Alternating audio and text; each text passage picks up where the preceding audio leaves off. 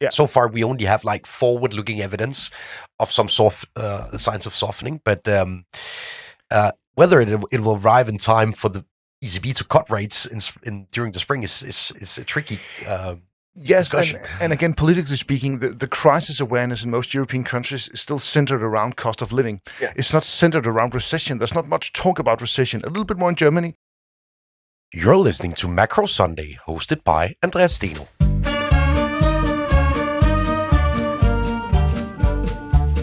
Happy Sunday, everyone, and welcome to the Macro Sunday podcast. I'm Andreas Steno, founder of Steno Research. And as per usual, I'm joined by you, Mikkel Rosenvold, our head of geopolitics here at Steno Research. Welcome to you. Great to be here. Inflation is back. I think that's basically the center of attention after a week of hot inflation prints out of the US. We will discuss this resurgence of US inflation over the course of the next 45 minutes. And in roughly 10 minutes' time, we're joined by Freya Beamish, the chief economist of TS Lombard, to discuss both Bank of Japan and the developments in China. So we have an action-packed program for you this Sunday. Mikkel, inflation is back. We saw a very, very hot PPI report on Friday afternoon, 0.6% on the month in core terms. We saw a hot CPI report earlier in the week, 0.4% month on month in core terms as well. A sharp acceleration relative to what we've seen, for example, over the autumn in 2023. This is a major headache for the Federal Reserve. And one could argue that this is the first sign that the rising freight rates that we've seen over the past couple of months is basically passing through to both input and output prices. That's at least one explanation. But it also seems like the wage pressure is still very, very sticky in the US economy. So, Mikkel, let's start with the sort of brief top-down status on the Red Sea developments and the potential for a truce in Gaza. So I think what you just laid out there is probably the positive view on this. If this is the spillover from the Red Sea crisis, it's good to have that out of the way. I'm not sure of that. Yeah. I still believe that may be a few weeks away, especially since the crisis is still ongoing. We have a ship headed for India last night being attacked, and I laid out a very positive prognosis for the peace process. I think we're going to see some sort of ceasefire within February, maybe too positive, but I think the pressure is on there. Will that directly solve the Red Sea crisis? I think so, actually. Yeah. I think the Houthis might scale down their attacks at least if there is a ceasefire. The Israel-Hamas war was the casus belli for the Houthis to start attacking. So I'm still expecting that, but it is still a big if, because we have some interesting incentives regarding especially Netanyahu in Israel, who basically knows that once the war ends, his political career ends. So is he incentivized to strike a peace deal? Can he withstand the pressure from outside to strike a peace deal? We'll have to see. Over the past week, Bibi Netanyahu basically refused the ceasefire. So what do you read out of his comments here and his stance currently? I think there are two possible explanations. One is that this is a negotiation tactic. Yeah. I'm probably leaning that way, that he's refusing everything that's on the table and not. I'm leaving the table, and then you can come back in a few days with a clean slate. The second thing, and they could be happening simultaneously, is of course that Netanyahu is trying to establish some sort of situation on the ground that he can sell to the Israeli electorate as a win, as a victory. Would that involve pushing several 100,000 Palestinians into Egypt as refugees? I don't know. We don't really know what the target is, because there's no way to measure if Hamas has been destroyed. But maybe he can create some scenario where Israel has swept the Gaza Strip and present that as a victory. Yeah. And Mikkel, this ongoing malaise in the Red Sea due to troubles in the Middle East overall could be one explanation behind the resurgence of inflation. Over the past week, we wrote an article called "There is no chance of inflation returning to 2% in the US in this cycle." Slightly cocky headline, but the point is that forward-looking indicators of ours are now pointing towards a continuation of the reacceleration in inflation through spring. First of all, the pass-through from freight rates. Second, the compensation plans among SMEs in the US are also on the rise. Basically, they expect to hike their wages. As a consequence of higher wages, they also expect to hike prices to sort of cover the ground, you could say. Those exact same companies. And furthermore, we actually have growth in various money measures in the US again. Now, dollar liquidity is arriving due to the depletion of the overnight reverse repo facility and all of that. I mean, it's actually tricky to find an inflation indicator pointing down. Absolutely. And I think I said last week that it will be tricky for the Fed to cut at all. I know that our guest Freya Beamish is of another view.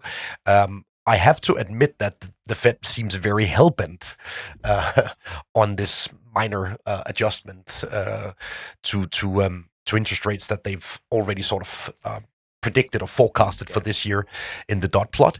But in any case, it doesn't look like a long and large cutting cycle, this one, given what we see in inflation right now.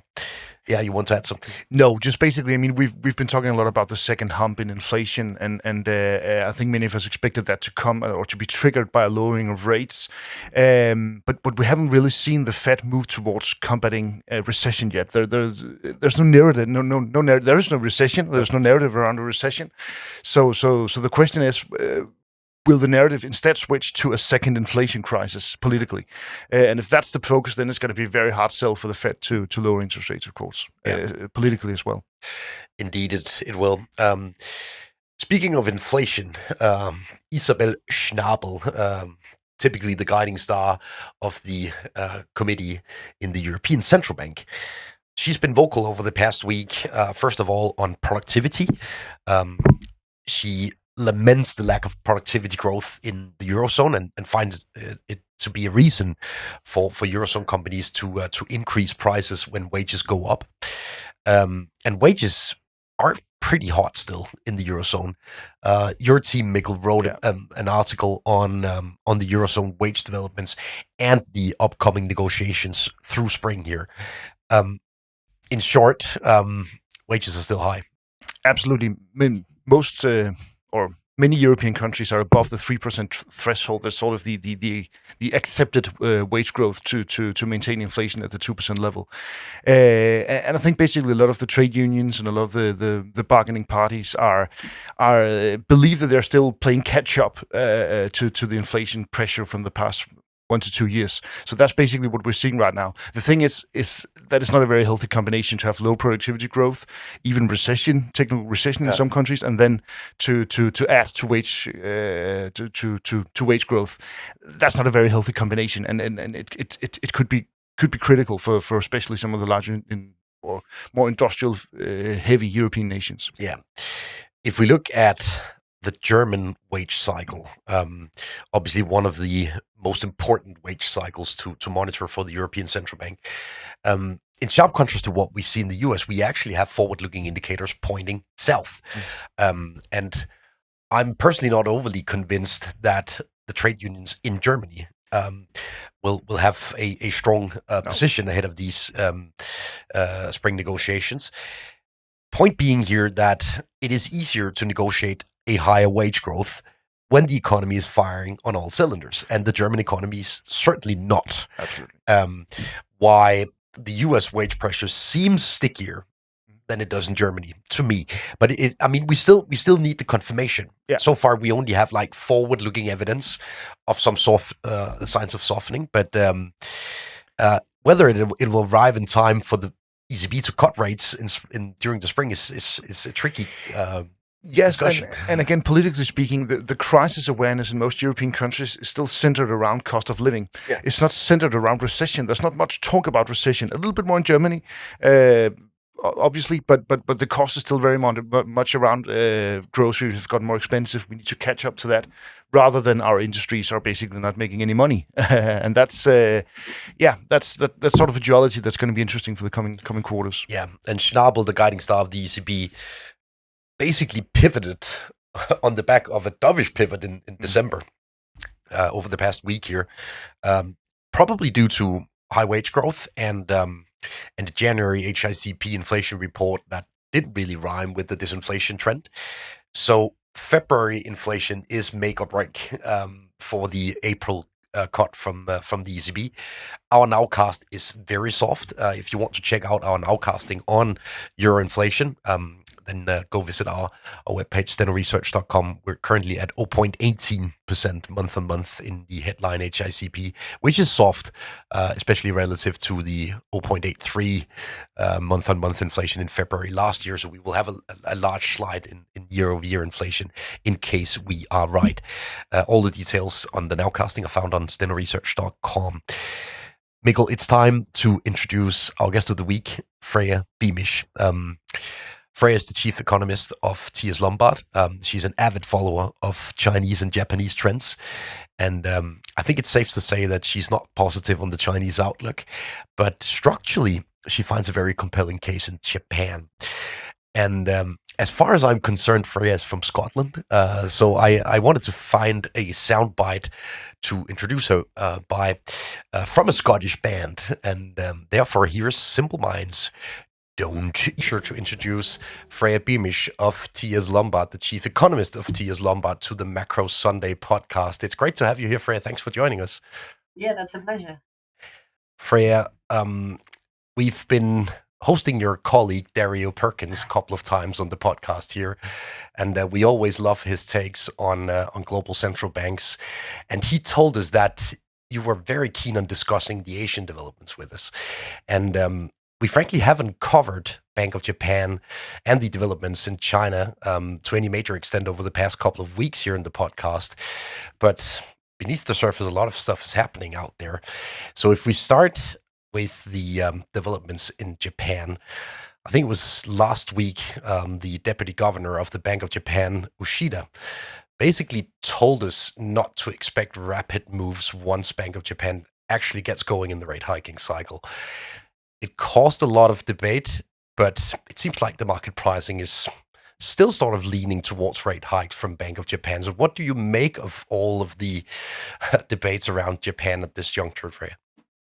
Yeah, so clearly with the latest data, the momentum in Japan is not really there. But again, I think this speaks to there being the sort of multiple cycles. This is something that Dario probably has spoken with you guys about previously. There being multiple cycles globally, and also, of course, that applies to Japan as well.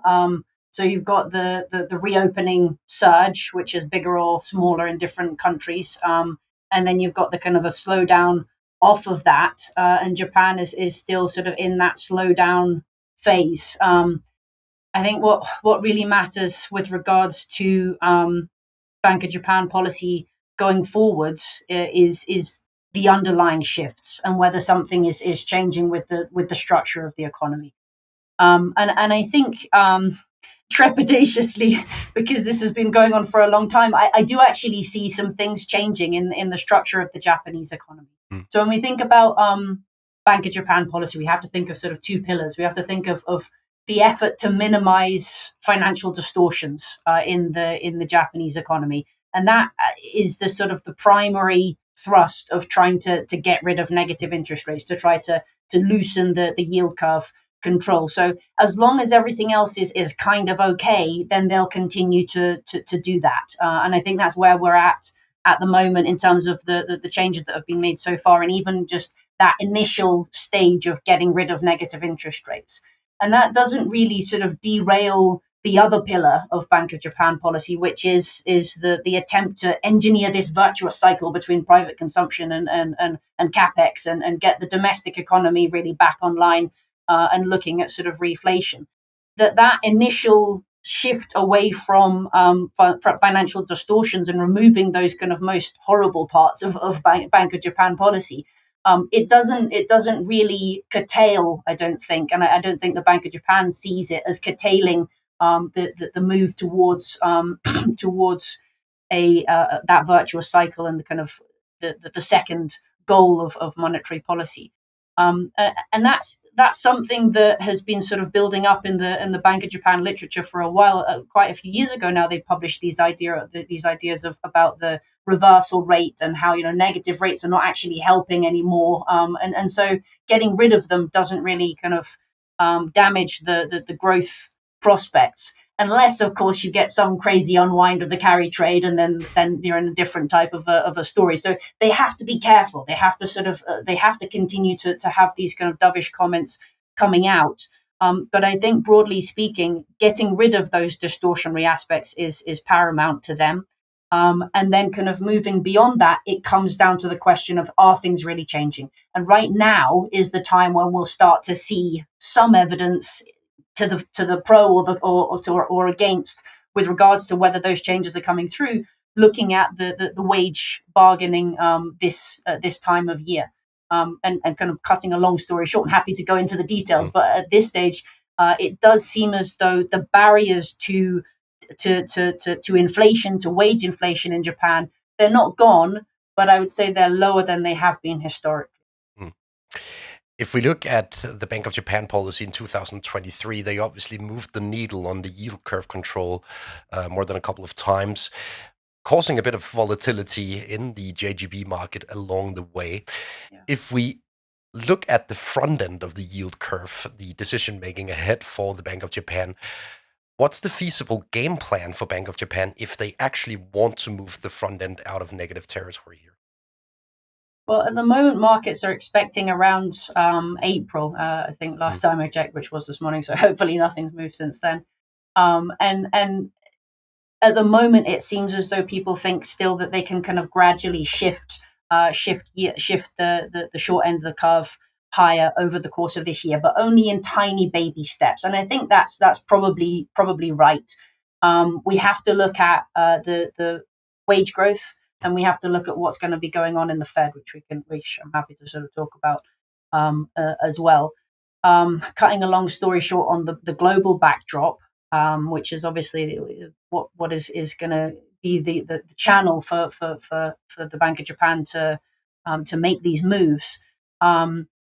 We do see the Fed as being able to cut rates. I think markets probably got ahead of themselves a little bit, both on the Fed and kind of globally for developed markets. But we do still see the Fed being able to cut rates. And we do still see the potential for wage growth to come through in Japan. And that, as I said, right now, this is the point in time where we'll start to get evidence to the pro or against with regards to that. And I think when I said that the barriers to wage growth are lower, what I'm really talking about here is partly a global shift towards higher wage inflation in developed markets, and Japan is a part of that. And that's largely because of the retreat of China and kind of deglobalization and probably China reaching its ceiling with regards to rapid increases in unit labor costs. And that really lifts the lid off of developed market wage growth for all developed markets, but that Japan is a part of that as well. But then with Japan, there's always these sort of idiosyncratic elements because of it just being quite a different economy. And those particular idiosyncrasies, which have led to disinflation and even kind of deflation, which is a very rare thing globally in wages, I think those barriers to reflation are lower. Particularly, the baby boomers have retired, and particularly women have been brought into the labor market. And the baby boomers retiring is particularly in the Japanese case a very important milestone because of the sort of quasi-feudal nature of the labor market in Japan. If you have a system of seniority wages and the working age population is contracting, then the sort of the reflationary hope is that leads to further wage growth. Or it stimulates wage growth. And that didn't happen in Japan, partly because of China entering onto the scene at the same time when that was supposed to be generating wage growth in Japan, partly because of deleveraging, but also partly because there's this massive surplus of people, of managers and middle managers, which constrains wage growth all the way down the chain, even for those cohorts that are in contraction, just because of that kind of quasi-feudal nature of the labor market. So that's passed. There is an echo boom generation, but it's smaller than the first, so lower hurdles, but still some hurdles there. And then the women that have been sort of sitting on the sidelines have been pulled into the labor market. So there's no longer a sort of an internal China within Japan of kind of women that are sitting outside of the labor market, because they've now been pulled into the labor market.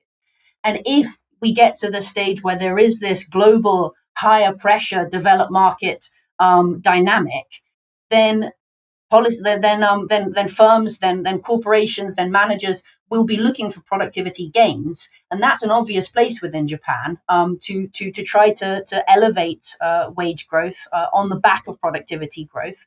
But because these women are now employed, but they're very underemployed, and so there's the potential there to raise their productivity growth, and that could be some way in which wage growth becomes more sort of self-sustaining within Japan. So that's a hugely rosy picture, and I can't believe I'm really painting that picture about Japan.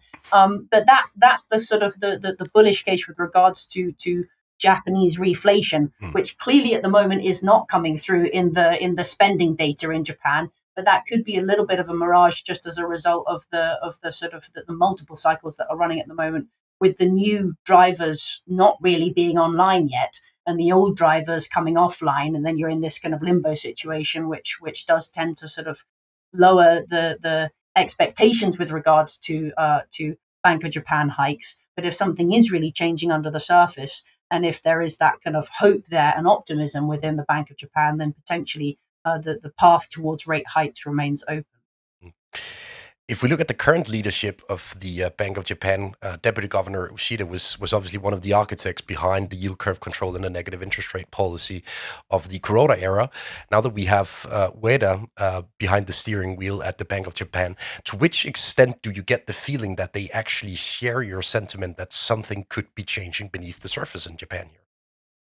Yeah, I honestly I do get that that feeling. Obviously, they're trepidatious, and these are people that have lived through, because they're not young, right? So they've lived through that entire process. They haven't just sort of like looked at the charts and kind of worked things out. They've actually lived through that, and so like the actual move towards kind of saying, okay, well, maybe something has changed is even more difficult for them to see, because, and similarly for investors that have been sort of carried out by the so-called widowmaker, a slightly un-PC widowmaker trade for years and years.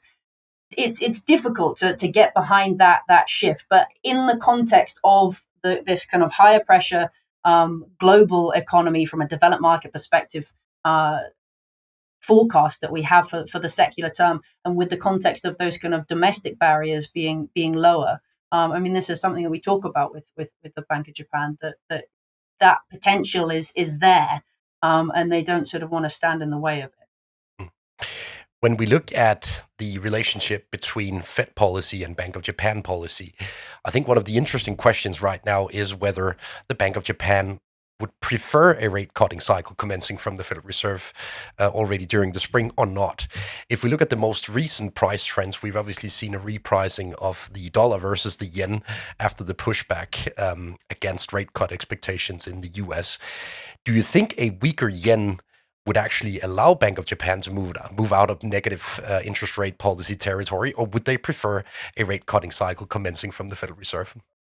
Yeah, they're slightly at odds at the short end of the curve versus the long end of the curve. Like the short end of the curve, they sort of need that interest differential to sort of move in their direction, so that there's not such a risk of that unwinding of the carry trade, which we know when these things unwind, they tend to unwind very rapidly, and they don't want to shock old Mrs. Watanabe, who's probably getting quite old at this stage in the game. You don't want to send tremors through that part of the market.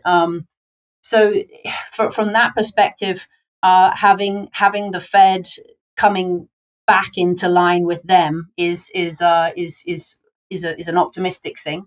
But from the perspective of sort of the yield curve control, allowing greater flexibility, as they already sort of have done, that more recessionary outlook was almost sort of helpful, because it brought yields back down towards the Japanese side, allowing them to have kind of less of an updraft when they were trying to make those increases in flexibility at the other end of the curve. But sort of broadly speaking, I do think the Fed will be able to cut this year, and that's you might find that strange in the context of some of the analysis that we've been doing with regards to sort of looking at velocity and recognizing that velocity is still below trend, and therefore realizing in the U.S. economy that there's still a lot of scope for the U.S. economy to run kind of resilient demand, which is exactly what we're seeing, and so in that context, you might think, oh well, how are they going to be able to cut rates? But I do sort of buy into, if not exactly in the way that the Fed is playing it, I do sort of buy into the notion that this is kind of supply-led growth, and that gives us a little bit more scope on the inflation side, to sort of pull back from the idea of inflation immediately picking up just because demand is remaining strong. So I would push back against the idea that it's entirely supply-led growth. I think a better characterization than what the kind of the Fed narrative of supply-led growth is actually that it's quite clearly demand-led growth, but that supply is responding. And if supply is responding, then inflation will find it hard to pick up again, or at least there's some kind of a cap on inflation in the aggregate. And so when we're looking at the January CPI report coming through, and when we're seeing that there are parts of it that are still hot, I'm still comfortable in kind of looking at this and looking at sort of the different components of the basket and saying, well, that's a bit idiosyncratic and that's a bit idiosyncratic, which I wouldn't be if I was worried that there was a more kind of macro shift towards reflation in the US case. And so that all tells us that if inflation remains relatively well contained, perhaps disinflation is kind of coming towards its close in the US case, not in Europe, but in the US case, then the Fed still has the potential to cut rates this year. And I do think that will make things easier for the Bank of Japan. And Freya, speaking of inflation, we have a major economy on the globe in a deflationary spiral right now. It seems, at least from the official figures in China. What do you make of the situation in China? It's been very tricky to find a guest on the Macro Sunday podcast willing to say something positive around the cycle in China at this moment in time. Are there any positives to say around China right now? Oh dear, I want to be that person that can help you out there, but I just can't. I'm so sorry. For me, in terms of the short term, it's very hard to see China growing above 5% in nominal terms this year, and that's in nominal terms. And that's obviously the authorities won't report that, but that will probably be the reality on the ground. And that's because it's a banking-centric economy, and M1 growth fails to get off the ground. And if you don't have M1 growth picking up, which we still don't, maybe kind of later in the year that will start to come through, then you won't have nominal GDP growth picking up. And that's the sort of the cyclical aspect, the heart of this kind of debt deflation dynamic that we see coming through in the Chinese inflation data at this stage. It's a situation in which they're unable to generate liquidity, and when they do generate liquidity, it's immediately used to pay down debt, and that's why M1 growth is not picking up. And there's a very clear break around kind of the 2019 era when a lot was changing in terms of how they operated monetary policy, but that probably is when the economy really reached that stage of debt saturation. And at that point, there's a very clear break in the charts between the ability to generate liquidity growth by cutting interest rates. So they're already at that stage of kind of debt deflation dynamics kicking in. And I don't see anything in the stimulus so far, and I won't see anything in the stimulus until there's a significant bank recapitalization that really tells me that they're kind of going to get the economy off the ground. Certainly not this year. So this lack of M1 growth, this continued turbulence in the banking system, how much of that is directly linked to the ongoing malaise within the real estate sector? Is the real estate sector simply the problem that they have to solve to get rid of this situation? I think so. So debt isn't only in the real estate sector. It's more broad than that, but that's clearly sort of the eye of the storm. So yeah, they need to solve that problem among others in order to get the economy to a more stable kind of growth path that's allowing some form of recovery. And that's just not what we see. We see kind of the whitelisted projects for which developers can apply to restart the stalled projects with finance from state-controlled entities. There have been more than 3,200 applications for that, approved by local government, but they're not actually approved. In fact, so far, only 83 of that 3,200 have been approved for financing. And this is in a country where the large developers' sales volumes dropped about 17% last year. And we don't know what's going on with property prices because they're not publishing the data. But we do know that state-owned developers' share prices are dropping. For instance, Coley dropped 40% last year. So there's something very serious going on with regards to the decline in property prices. And that's the result of that is that there needs to be a wholesale recapitalization of the banking system. And there probably needs to be something along the lines of QE alongside that, which they can't call QE because they just spent the past 10 years lambasting developed market central bankers for doing this stupid QE, which increases inequality and doesn't help the real economy. But that's what they would have to do in that type of a debt deflation dynamic. I got asked a good question about this from a question that got me thinking from a client recently about how will markets respond if they do kind of go down that route of doing QE? They don't call it QE, but they do something that is clearly kind of QE-like. How will markets respond, and why would it not just be the same as what happened in the 2010s in the US? Because we all know that didn't work for the real economy, but it did work for asset prices. So is there some hope there? I'm trying to answer your question on the hope side there. Is there some hope there that it might work for Chinese asset prices? And unfortunately, I have to dash those hopes as soon as I raise them, because I think a better parallel would be what happened in Japan in the mid 90s and coming past the peak in private sector debt to GDP in Japan, because the critical thing that's missing in the Chinese case and what was missing in the Japanese case that allowed the US asset prices to rebound in the 2010s case, the critical thing that's missing is that there's no acceptance of defaults, and there's no TARP. There's nothing that really turns the market around. So you just have this situation where there's a perpetual need to run surpluses, to run private sector surpluses, and the government deficit is a reflection of that.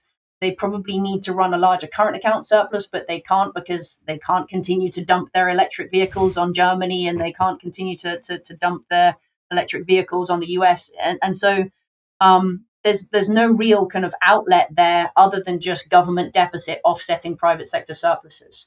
What happened in Japan in the mid 90s, in the late 90s, was the banks that were buying the government debt. And so that creates liquidity.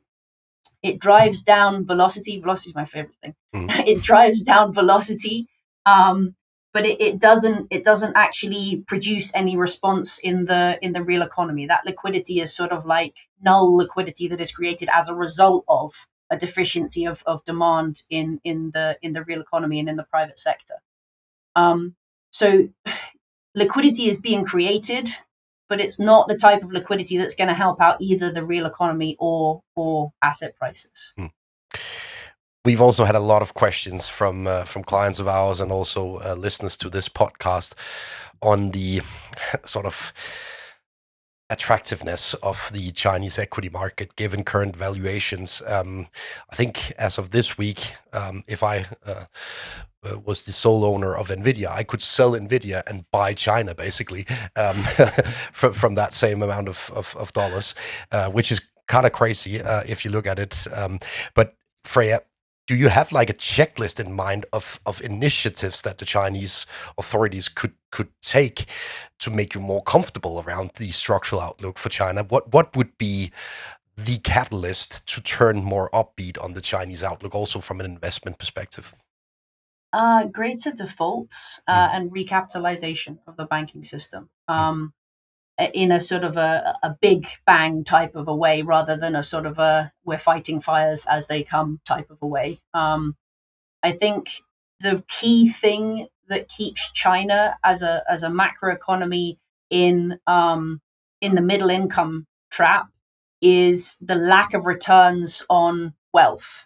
And the Chinese solution to the oversupply that has driven down returns over the course of its development so far is to redirect that excess of savings that causes the oversupply to solve oversupply with fresh oversupply of, in this case, electric vehicles.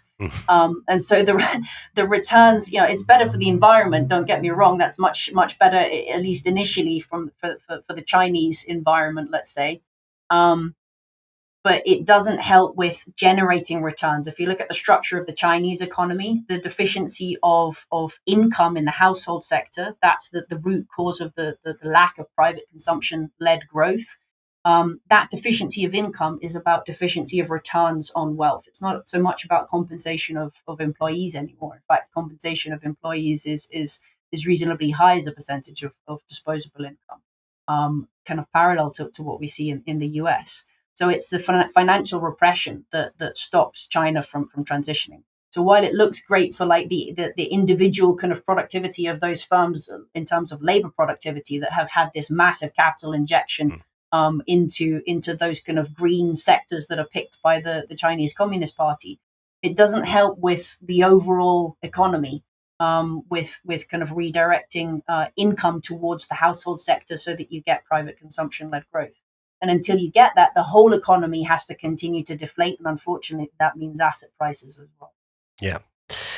I think I share your sentiment around China. And it wasn't this week that we found someone willing to say that China is a good structural case in this podcast. Freya Beamish, it was a pleasure hosting you here at the Macro Sunday podcast. I hope to be able to invite you back during the year for another update on the Asian macro momentum, because it's been certainly undercovered here in the Macro Sunday podcast. Freya Beamish, thank you for joining us.